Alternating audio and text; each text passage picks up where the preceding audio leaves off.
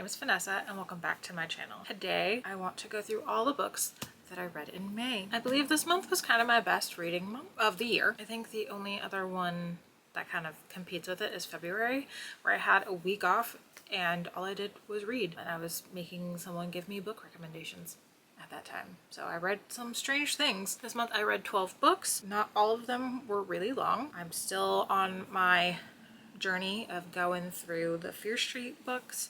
So there's a few of those on here. Some of these were decided by my random way of doing it. When I don't know what to read, I have dice that choose something for me because I have a lot of options. I don't really have any stats and I don't really remember my ratings. I will try to include ratings somewhere on this screen. I'm just going to basically say if I liked it, thought it was worth it. These are all my opinions. Let's get started. My first read of the month was The Thrill Club by R.L. Stine. I don't remember what number this is. I'm somewhere in the 30s at this point. If I were smart and I had started this channel earlier, I would try and do a Fear Street vlog. I'm well into it. I don't remember most of my initial thoughts about the beginnings. This one is about a group of friends who have a club they call the Thrill Club, where they talk about spooky things, scary things, and stuff starts going wrong. This one was kind of more paranormal, supernatural than just, murdery. One of the characters, Talia, likes to write stories and include her friends' names, and sometimes those stories bleed into reality and those friends end up dying the way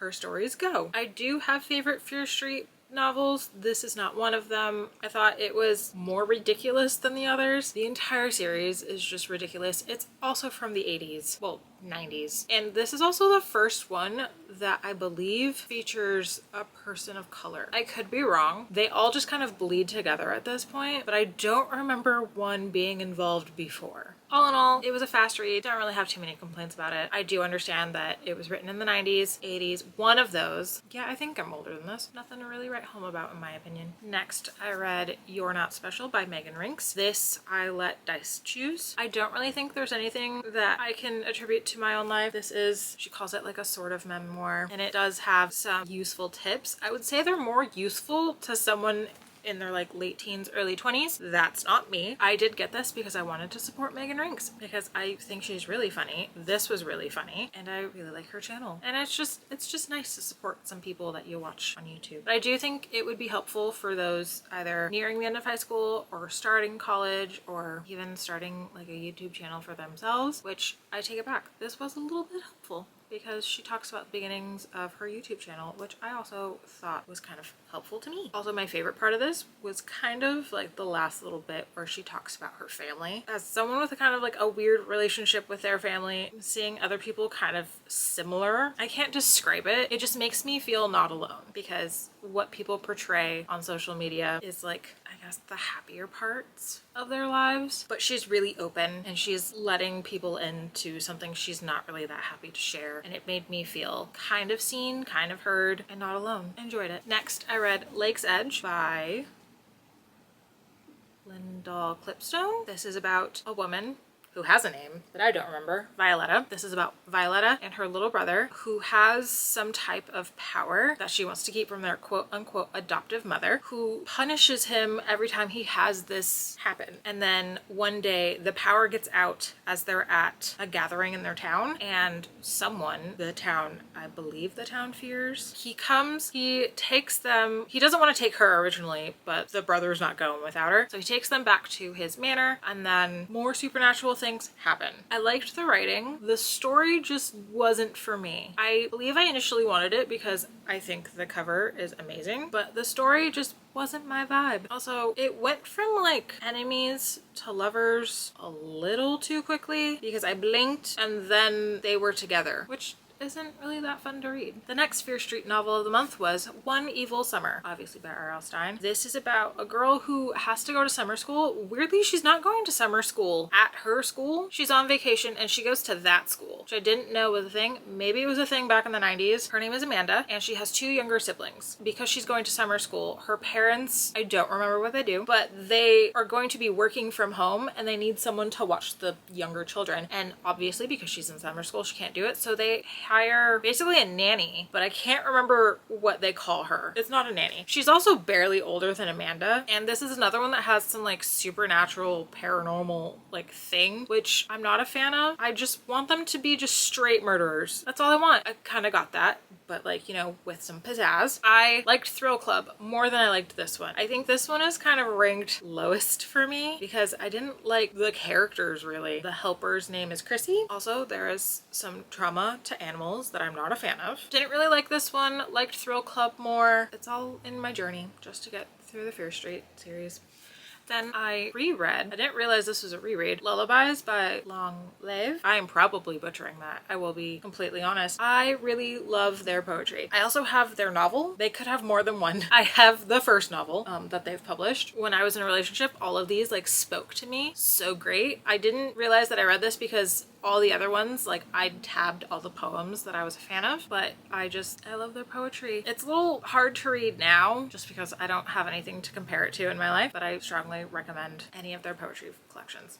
Next, I read How to Excavate a Heart by Jake Maya Arlo. This is about Shawnee, and she has just gotten out of her first relationship. I believe it's her first relationship overall, but this is also her first relationship with another woman. She's finally come to terms with her sexuality, but the relationship doesn't go well. It ends kind of abruptly. Before she was in the relationship, she had signed up to do an internship to be a paleoichthyologist in DC. I believe her school is in New York. And as she is on her way to DC, her mom, who is driving, almost hits some random girl in the road on her way to her new house, which is her some amount of greats grandmother's like college best friend. And at that time, one of the roommates, because she's like boarding other college students, walks the local news anchor's dog, and as she is going out of town, she asks Shawnee to take over for her, and the local news anchor's daughter just happens to be the person that she almost hit with a car. So great meet cute already. The rest of the story follows that and kind of the struggles of the aftermath of her relationship and why it ended. I really enjoyed this. I really enjoyed Shawnee as a character. This is the only time where I feel like enemies to lovers, like I feel like it was done right, because May really did not like her to begin with. I mean, would you really like anybody that almost hit you with a car? I also want to mention that I got this at a local bookshop that I'd never shopped at before because I saw a TikTok of the author going there. Like she signed it and there was some cute like little graphics inside that I have on my wall.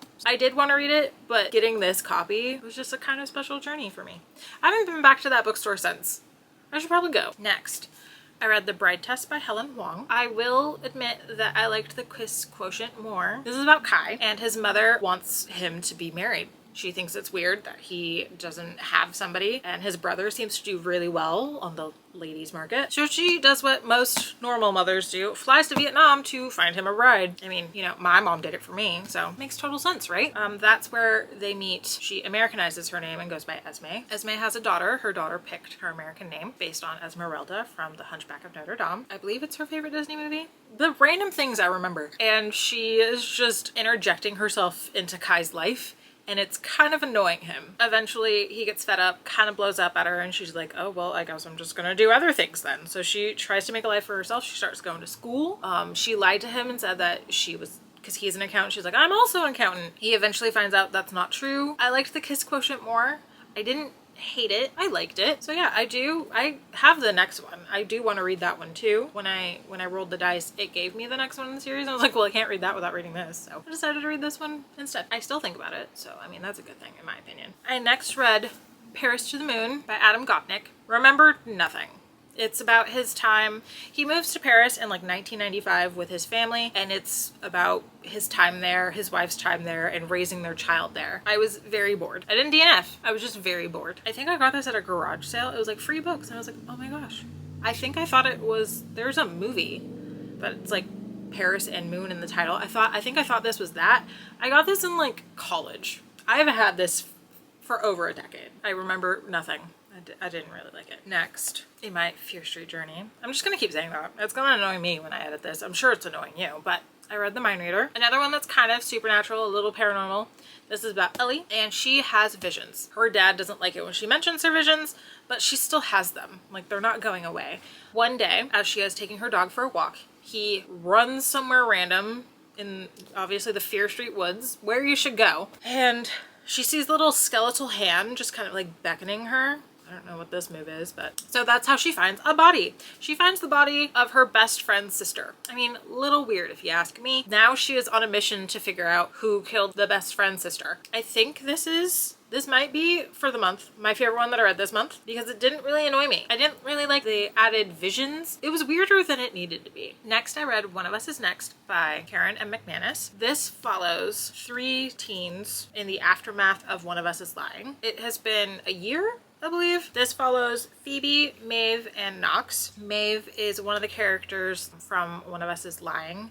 She is their little sister, and it follows a truth or dare game gone wrong. There's mass text going around where they name somebody and say, you have to either pick truth or dare. You have 24 hours to give me your answer. If you choose dare, we'll pick a dare for you. If you don't, you automatically get the truth and something is revealed. The first one affected is Phoebe, and one of the next people is Maeve, and she also ignores it, doesn't think it's real, and then a secret comes out about her. That kind of affects her relationship with Knox, who also happens to be her ex-boyfriend. I really enjoyed this. I don't read a lot of YA. I have tons of it still, but I don't read a lot of it anymore.